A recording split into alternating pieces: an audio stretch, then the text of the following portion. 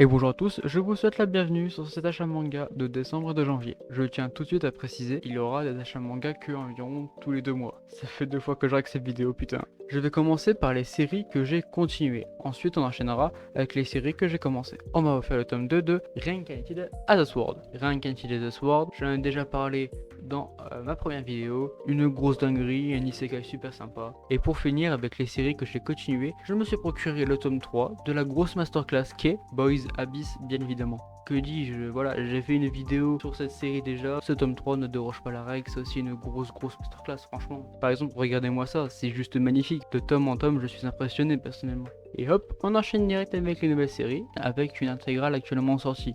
Une série que j'ai pas beaucoup, voire presque pas entendu parler par d'autres youtubeurs. Je veux parler de How a Realistic Hero Rebuilt the Kingdom.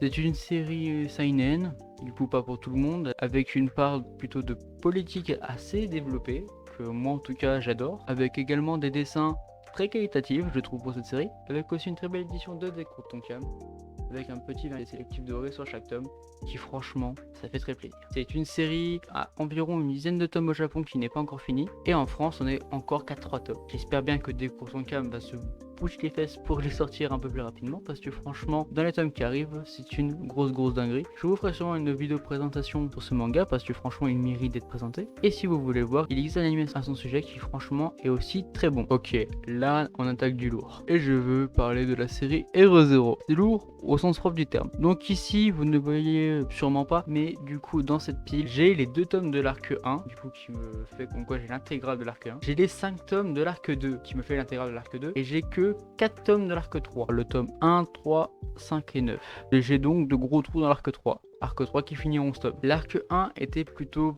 bof. Ça reprend le premier épisode de Hero Zero qui fait 49 minutes. C'est justement à cause de cet épisode que j'avais drop une première fois Hero Zero. Donc voilà, l'arc 1 était assez bof, mais à part avec des combats très stylés. L'arc 2 était tout de suite beaucoup mieux. J'ai beaucoup plus kiffé l'arc 2 que l'arc 1. Le premier tome est plutôt... Je suis tout aussi mitigé. Le deuxième tome tout de suite commence à me faire kiffer. Le troisième tome te prend au trip. Voilà, le troisième tome m'a pris au trip. Et je sais que l'autre partie où je risque de drop, où j'ai moins aimé, c'est dans l'arc 3. Vous voyez sûrement de la partie que je parle. Et pour ceux qui se posent la question, qu'est-ce qui me fait drop la série Hero Zero, c'est tout simplement le protagoniste qui des fois est con au possible. Et voilà, je tiens aussi à dire une chose, c'est que l'arc 2 est fini théoriquement en 4 tomes, car le 5e tome adapte en fait plein d'histoires un peu courtes qui se passent justement entre le 2e et 3e arc. Ça aide un peu à la compréhension, mais ce n'est pas forcément utile à l'histoire principale. Mais à part, ça permet de voir quelques personnages autrement, ce qui est franchement très cool. Si vous voulez savoir du pourquoi du comment, je vous invite à lire ceci.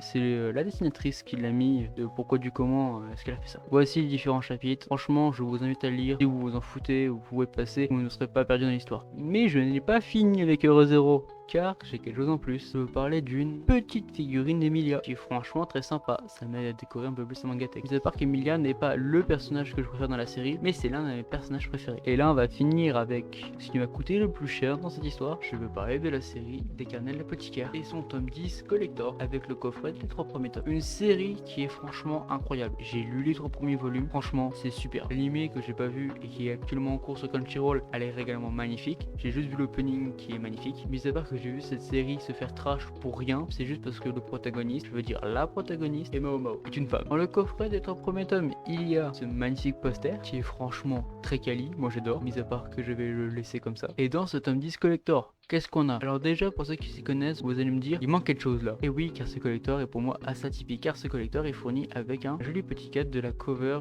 du tome 10. C'est franchement très sympa. Et ce tome 10, parlons-en, car oui, c'est pas fini. La jaquette qui est ici est une jaquette alternative, qui est en plus réversible avec la jaquette du tome 10 normal. Je préfère franchement celle-là. Mais c'est pas encore fini. J'ai commandé tout ça à la librairie Le Comptoir du Raid, si je me trompe pas. Et j'ai donc reçu quelque chose en plus que je m'y attendais pas du tout. Déjà, j'ai reçu ceci. Et quelqu'un peut me dire qu'est-ce que c'est, parce que moi je ne sais pas du tout. Je trouve ça quand même sympa. Tout ce que je sais, c'est que c'est pas à vendre, comme c'est marqué ici. Mais l'autre chose que j'ai reçue, la plus intéressante que je ne m'attendais Clairement pas, c'est le fameux tote bag des carnets apothicaires. Je suis très ravi d'avoir cette pièce en ma possession. Ceci est donc la première face, et ceci la deuxième. Je suis très heureux d'avoir reçu ceci dans mon colis, et je pense que je vais l'utiliser dans mes prochains achats manga. Et voilà, c'est tout pour cette vidéo. Pas un achat manga conséquent, quand je ferai des vidéos achat manga, ce sera du coup tous les 2 mois environ, parce que simplement je n'achète pas non plus des masses de manga. Et je tiens aussi à dire, c'est que certains de ces tomes ici viennent d'occasion. Pas les carnets apothicaires qui sont neufs, donc je suis Stringle, je fais des vidéos parlant de manga et d'anime, et je vous souhaite à tous une bonne journée.